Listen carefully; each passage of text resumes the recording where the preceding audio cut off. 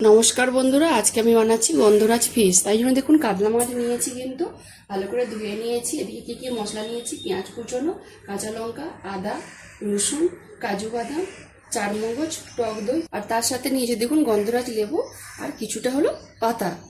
প্রথমে আমি মাছটার উপরে কিছু কিন্তু দিয়ে মেখে নিচ্ছি। দেখুন 1 চামচ মতো নুন দিয়ে দিচ্ছি, সরষের তেল একটু দিয়ে দিলাম, গন্ধরাজ লেবুর খোসাটা কিন্তু ভেতরে একটু করে দিচ্ছি। গন্ধরাজ লেবুর রস নিয়ে ভালো করে কিন্তু মাছটাকে আমি মেখে নিচ্ছি। ভালো করে দেখুন মাছটা মেখে নিয়েছি, এবারে আমি ভেজে নিচ্ছি। মাছটা ভাজার জন্য কড়ার মধ্যে পরিমাণ মতো আমি সরষের তেল দিয়ে দিলাম। তেলটা দেখুন ভালোভাবে গরম হয়ে গেছে। এবারে মাছগুলো দেখুন একদিকে কিন্তু লাল লাল করে ভাজা হয়ে গেছে, অন্য পাশটা আমি লৌটে নিচ্ছি। মাছগুলো দেখুন 2 দিকে লাল লাল করে ভেজে নিয়েছি, জায়গাতে তুলে নিচ্ছি। মাছগুলো দেখুন সব ভেজে জায়গাতে তুলে নিয়েছি। এবারে আমি মশলাটা বেটে নিচ্ছি।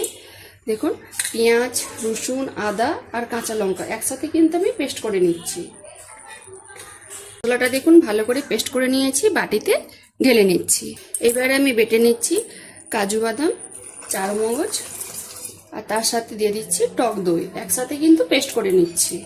এখন এই মশলাটাও ভালো করে বেটে নিয়েছি, বাটিতে ঢেলে নিচ্ছি। তরকারিটা করে নিচ্ছি। ওই মাছ ভাজার তেলে ফোড়নে দিয়ে দিচ্ছি গোটা গরম মশলা, শুকনো লঙ্কা আর 2টো তেজপাতা। ভালোভাবে ভাজা হয়ে গেছে। এইবারে দিয়ে দিচ্ছি বেটে রাখা মশলাটা। পেঁয়াজ, আদা, রসুন, কাঁচা লঙ্কা পেস্টের সাথেও দিয়ে দিচ্ছি আমি কাজু বাদাম, চারমগজ আর দই একসাথে যেটা বেটেছিলাম, এই মশলাটাও দিয়ে নিলাম।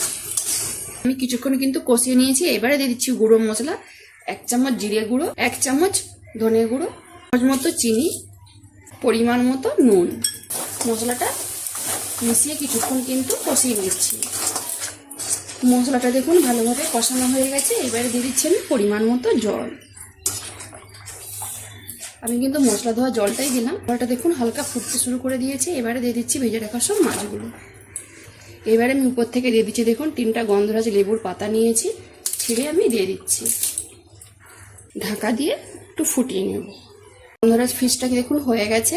উপর থেকে দিয়ে দিচ্ছি আমি 2টো চিড়া কাঁচা লঙ্কা, আর দিয়ে দিচ্ছি কাঁচা সর্ষের তেল। আমি জায়গাতে ঢেলে নিচ্ছি। এটা আমি প্লেটে ঢেলে নিয়েছি আর সুন্দর করে সাজিয়ে নিয়েছি। আর গন্ধরাজ ফিশটা কিন্তু অসাধারণ খেতে হয়েছে, আর গন্ধটাও খুব সুন্দর উঠেছে।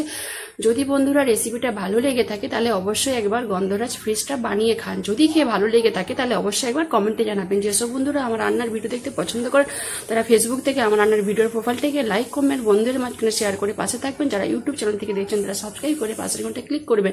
সবাই ভালো থাকুন, সুস্থ থাকুন আর সাবধানে থাকুন।